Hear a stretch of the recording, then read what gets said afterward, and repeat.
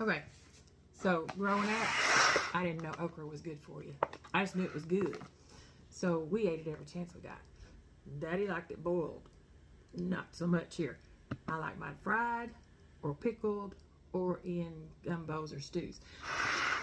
Okra is very, very healthy for you. It is, I'm looking at my notes.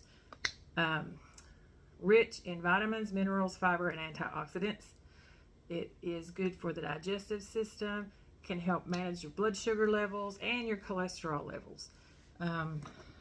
So it does have a lot of benefits other than just being tasty. Yes, I batter and fry my okra. I use lard or tallow, which in my opinion is better than the soybean oils or any of the seed oils. So I'm kind of balancing out the fried with the frying is something that's a little bit more healthy. So get you some okra. Now we're going to take this and we're going to pickle it. So there will be another segment here in just a little bit. I'm back. Okay, so now we're going to make some pickled okra. I'm just using a very basic brine. Be sure when you're using vinegar from the store, your white vinegar, in any kind of canning. Any recipe that calls for vinegar in canning, white vinegar, make sure it is 5%. It has to be 5%. Last year, I went to the grocery store and I was picking up white vinegar, and I just assumed everything was 5%, but I just happened to glance at the entire shelf, and they had 4% vinegar sitting right next to the 5% in the exact same containers. Make sure you get 5%. Now, in my pan that's going to get on the stove and get warmed up, I'm putting 2 cups of water and 4 cups of vinegar, because I like my pickles to have a little power. So I'm going to put 4 cups of white vinegar in here.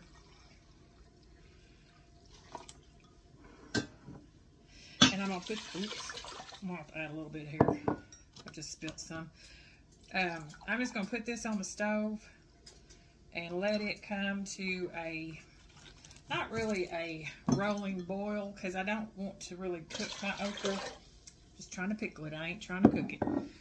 So I'm just going to bring this up to temperature to get it warm, because I want my warm product to go in my warm canner. So I'm going to bring this to a boil. I'm going to get my jars here, get them packed, and show you what I put in them. Okay, I got these 3 jars packed. I put my garlic in the bottom. You can see my peppers, and I'm going to go ahead, and these 3 jars, I'm going to put my stuff in the top. It don't really matter. It's just to each their own. So all I got to do is put my black peppers in here, or my peppercorns, I'm sorry. Little, and just a little, whatever peels your banana on how much. My pinch of dill in there, in each jar,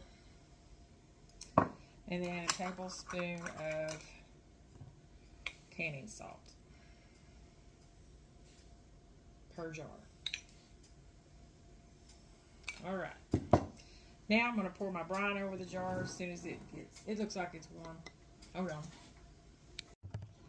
Okay, so I got my brine. All it is vinegar and water. The first batch I made, the recipe said 50-50 water and vinegar. To me, it was a little bland. So, like I said, I like a little pucker power. Let me get my... Yeah, well, I don't have that, so I'm just going to have to do the best I can here. I'm just going to ladle this hot brine over my okra. It's powerful.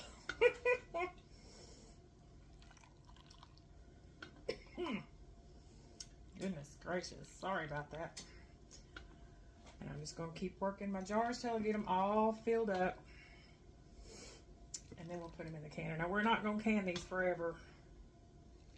We're just going to can these, put them in the canner.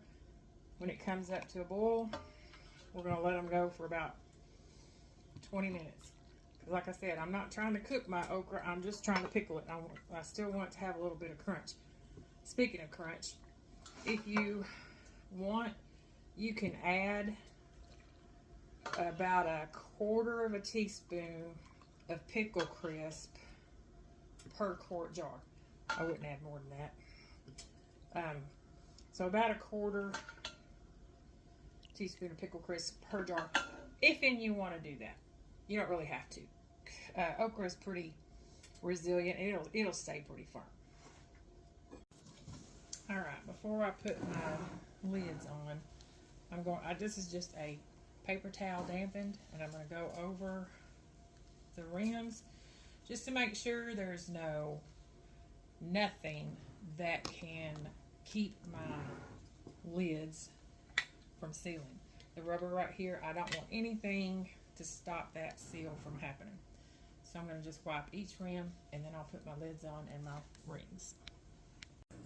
Alright, so I need to add some water. I am not going to completely submerge my jars. I just want them kind of up there to the bottom of the ring.